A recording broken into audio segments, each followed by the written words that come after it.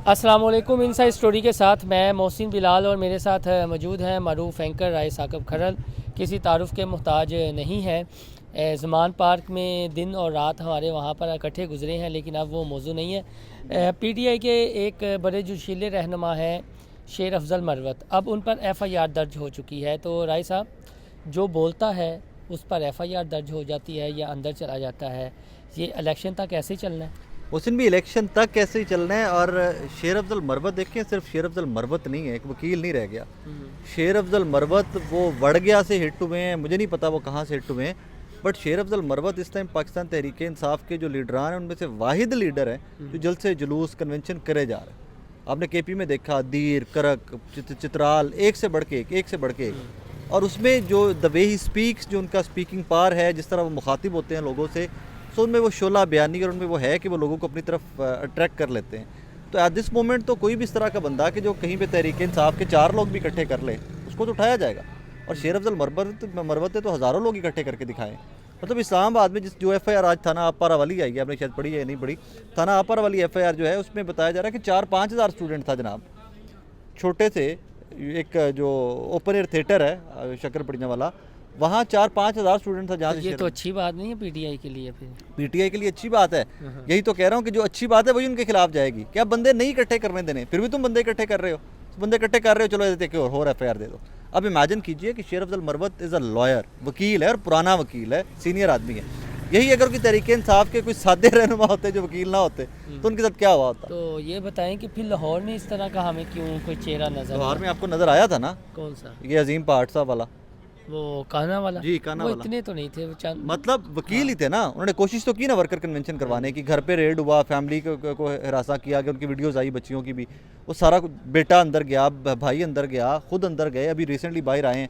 मतलब ही टुक चांसेस, अपने चांसेस पूरे लिए कि किसी भी तरह से मैं कन्वेंशन करवा जाऊँ। और कुछ नहीं। तो यहाँ पे एक चीज़ यार मैं अक्सर कहता हूँ, लोगों को बुरी भी लगती है मोहसिन भाई, ये वो लोग थे जिनको कोई जानता भी नहीं था तहरीक इंसाफ के मुश्किल वक्त जाते हैं खुल के मतलब इससे पहले आप अजीम पहाड़ साहब को जानते थे आप? नहीं, यानी आप ये कह रहे हैं कि जो एक मुकम्मल कर रहे थे मुझे। अजीम पहाड़ साहब को आप हाई कोर्ट आप भी जाते हैं, मैं भी जाता हूँ, कोर्ट्स पर आप भी कवर करते रहे, मैं भी कवर करता हूँ, कभी जानते थे आप उनको? कैसे अजीम पहाड़ साहब को पूरा पाकिस्तान जान गया इमरान खान के नाम की वजह से, एक वर्कर कन्वेंशन की वजह से।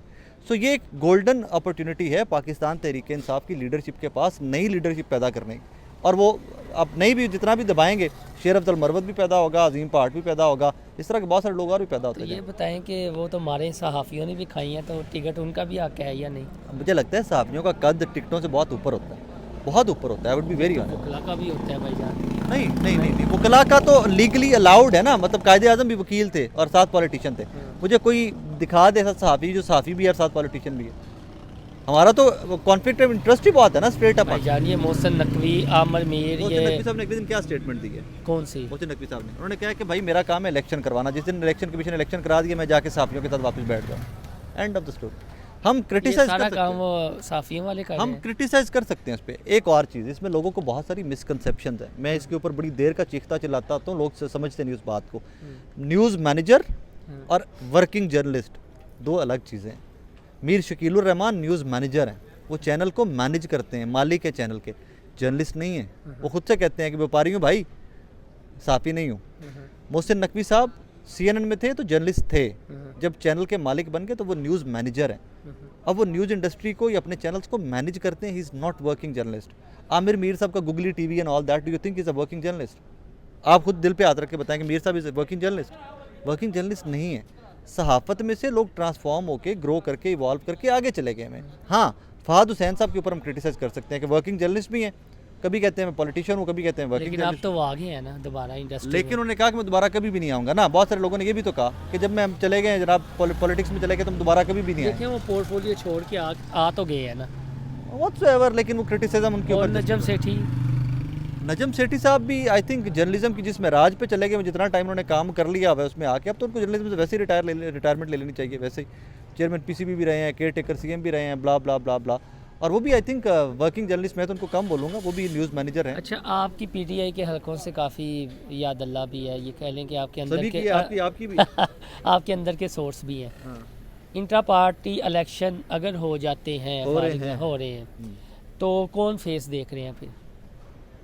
इमरान खान ही रहेगा। नहीं, इमरान खान तो फ़िलहाल अदालत से सज़ा याफ्ता हैं, और जो उन्होंने जमा करवाया था इशू तो यही बना है ना कि अभी तो वो सज़ा याफ्ता है ना।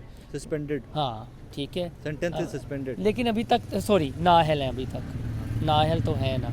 तो जिस तरह का उनका भी आज तक का मैं स्टेटस, इसके ऊपर बात नहीं करूंगा कि अगर इंट्रा पार्टी इलेक्शन में क्या है क्या नहीं, लेकिन मैं आपको वैसे बता देता हूं कि काफ़ी सारे जो सीरियस हमारे जर्नलिस्टिक सर्कल्स और पॉलिटिकल सर्कल्स हैं, वहाँ पे ये बहस आजकल आम है कि अगर इमरान खान साहब पार्टी चेयरमैनशिप नहीं और इलेक्शन आगे से आ रहे हैं तो कौन लीड करेगा। तो उसमें एक ही नाम बार बार सामने आता है, और वो अलीमा खान साहबा का नाम आता है बार बार बड़े सीरियस सर्कल्स के अंदर।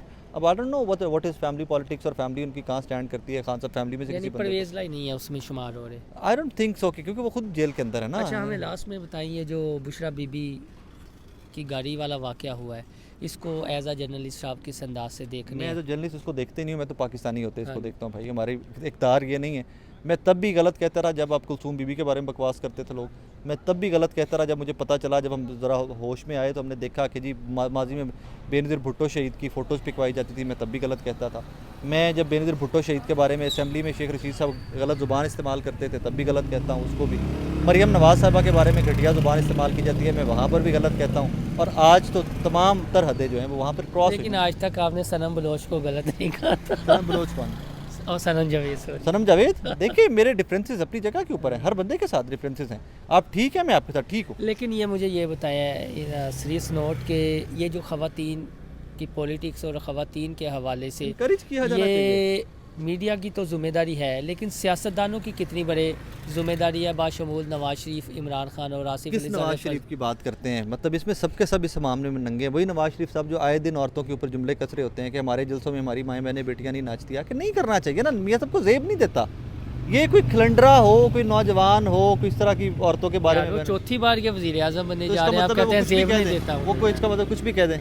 Do you think that's justified कि वो कुछ भी कह दें? हक यही तो बन- प्रॉब्लम है कि भाई आप चौथी दफ़ा के वज़ीर आज़म बनने जा रहे हो, फोर्थ टाइम के, मतलब बन गए हुए हो, बनने क्या जा रहे हो।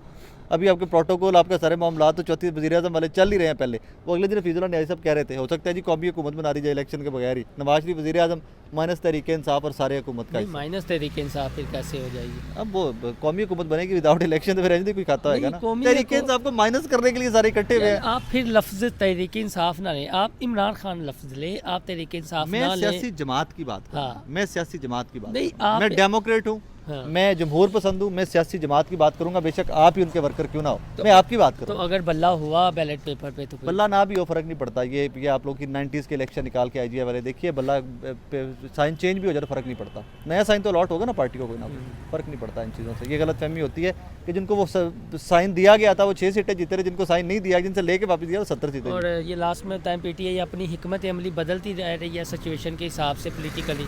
पहले ये था डबल ठप्पा, फिर चीज़ें चेंज हुई, फिर ये इंट्रा पार्टी आ गई, और अगर एक ही स्ट्रेटजी है तहरीक इंसाफ की, वो मैक्सिमम टर्न आउट, उसी के ऊपर काम कर रहे हैं। कि टर्न आउट आना चाहिए मैक्सिमम टर्न आउट, और उसमें वोट जो है मुस्तरद नहीं होने चाहिए। वोट मुस्तरद नहीं होने चाहिए, क्योंकि आपकी जो मैनेजमेंट है वो 10 to 15% होती है ना, राइट लेफ्ट सारी मैनेजमेंट। हाँ जी। तो अगर वोट इतने ज़्यादा पड़ जाते हैं उनके कैंडिडेट को तो कैसे नहीं, मिलेगा? वोट अगर पड़ जाते हैं इतने ज़्यादा लेकिन उनके कैंडिडेट नहीं होते, तो फिर उस वेखो तो फिर कोई आज़ाद ਨੂੰ ठप्पा ला लेंगे या कुछ ना कुछ कर लेंगे। डबल ठप्पे से नहीं जाएंगे, पक्की गल है।